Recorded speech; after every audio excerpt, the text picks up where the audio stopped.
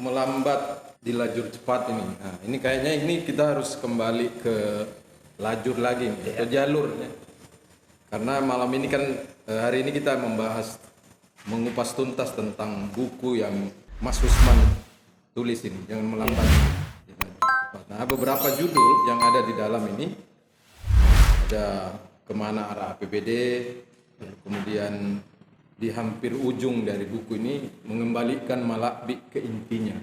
Ini ada lagi satu yang menurut saya ini sangat menarik buat Mas Usman ini kayaknya, karena ini juga ditulis WA Group OS. Nah, WA Group ini kan menurut pengamatan saya grup WhatsApp yang paling rame dan dinamis. Ini hampir mungkin dari grup-grup WhatsApp yang saya amati, saya lihat tidak ada yang sehebat WA Group orang Sulbar ini, yang di dalamnya terdapat tokoh-tokoh hebat, terdapat anak-anak muda yang hebat, pemikirannya juga sangat dinamis. Nah, apakah WA Group orang Sulbar ini efektif atau tidak menurut Pak Wakil? Ya, memang di buku ini juga sebenarnya disinggung secara umum, tapi kita mengambil topik khusus yaitu WA Group orang Sulbar yang tadi sudah digambarkan. Itu di dalamnya ada berbagai latar belakang dari profesor sampai mahasiswa, aktivis mahasiswa itu di situ bergabung. Nah, yang putus sekolah ya? Iya. Nah, terkait dengan itu menjadi satu potret di pergumulan kita atau perkumpulan kita di saat ini di media sosial.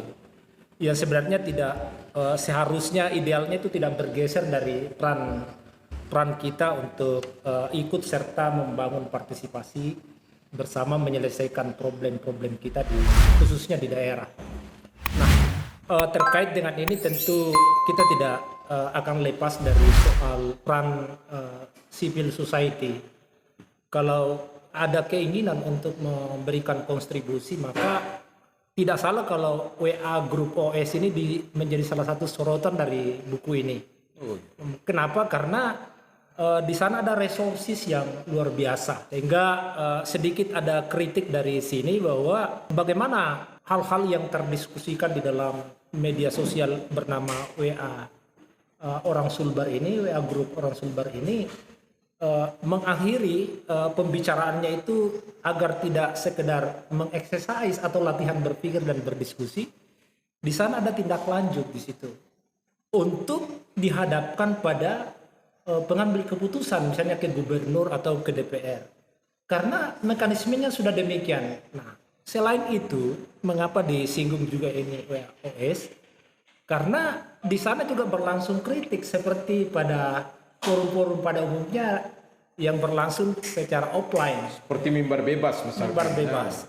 Tetapi sorotannya itu menghendaki agar menjadi produktif sebetulnya. Produktivitasnya ini pasti diukur pada exit solusi yang dilahirkan atau diciptakan di situ. Sehingga layar yang menggambarkan ada layar diskusi di situ itu tidak tergulung begitu saja dan musnah. Mesti penggambaran kita ini media sosial itu di dalam era 4.0 sekarang itu menggambarkan peranannya yang bisa diciptakan melalui media sosial sebagai satu grup pemikiran yang bisa berkontribusi kepada daerah. Nah, harapan saya di dalam buku ini juga menyinggung soal WA Group itu ditunggu dan ditantang teman-teman di WA yang bikin grup-grup yang arahnya ke kritik itu, ke kritik sosial, ke kritik pemerintah, itu diterjemahkan melalui penyusunan agenda untuk datang misalnya ke gubernur, ke DPR, menyerahkan satu konsep dan gagasan, nanti dikawal gagasan-gagasan itu untuk diuji apakah dia dikerjakan, lalu kalau dia dikerjakan apakah diselesaikan dengan baik, atau kalau dia tidak kerjakan itu harus dipertanyakan apa sebabnya. Mengapa kalau itu diilustrasikan ini adalah grup-grup yang sebenarnya bukan hanya tertuju untuk menyelesaikan, tapi itu di istilahnya itu kita diskusi di situ, tetapi pada saat kita akan pulang kampung pada hari Lebaran, ada momentum di situ yang bisa dilakukan. Kita tidak hanya sekedar diskusi dan mengexercise atau berlatih berpikir dan berdiskusi, tapi ada exit outputnya yang dihasilkan dari situ. Dari diskusi.